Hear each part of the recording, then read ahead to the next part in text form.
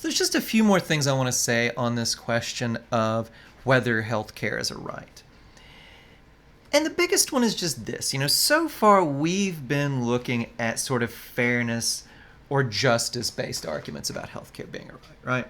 You know, as with other things, Rawls would say, or, Rawls by way of Amartya Sen would say, yes, healthcare is a right. Fairness or justice means that people have a right to healthcare.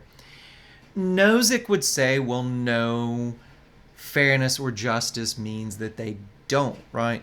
It is not fair or just to make people who are luckier help people who are less lucky just because one person is lucky and the other one is not. I'm not sure that this really exhausts the whole issue, though.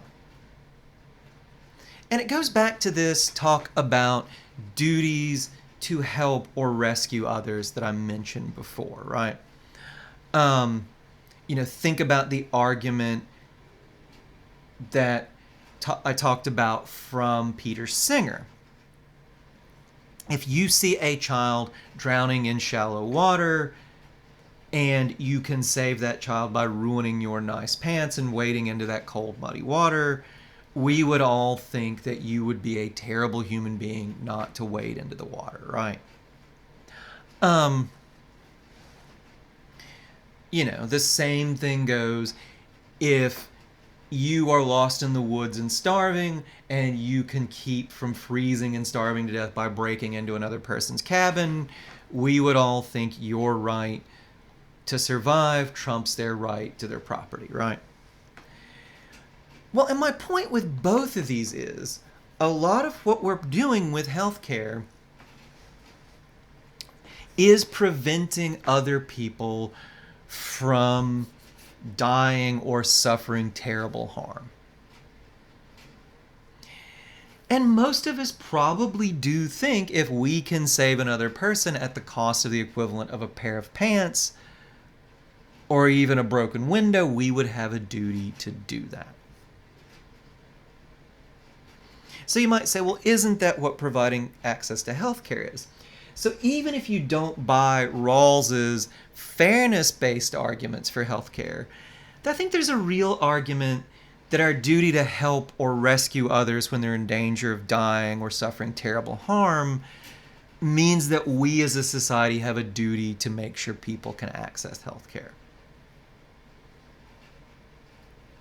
So that might be another argument. Now look, one thing I have not talked about here are maybe the really hard questions. It is easy to say that society, or it might be easy for a lot of us to say society has a duty to provide health care when saving a life is relatively cheap, easy, and certain. And look, in the grand scheme of things, when we're talking about a human life, even the case in the article, the woman had $200,000 in health bills. In the grand scheme of things, even that is not that much, right? Also, to let you guys in on a secret, what hospitals charge you for healthcare has no relation whatsoever with what it actually costs. And they more or less make these numbers up as an opening bid in negotiations with insurance companies. This often means if you don't have insurance, you're just completely done over because you don't have an insurance company to negotiate for you, much less pay for it. But anyway. But what about cases where treatments cost millions of dollars? And it's not so sure that they would even save a life. They might.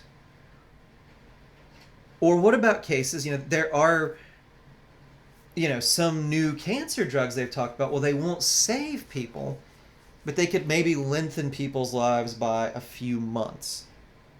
But what if these drugs cost hundreds of thousands or millions of dollars? In those cases, even if we think there is a right to health care, where do we draw the line? In those cases, should society pay for access to those drugs? Or should private insurance, right? I don't know.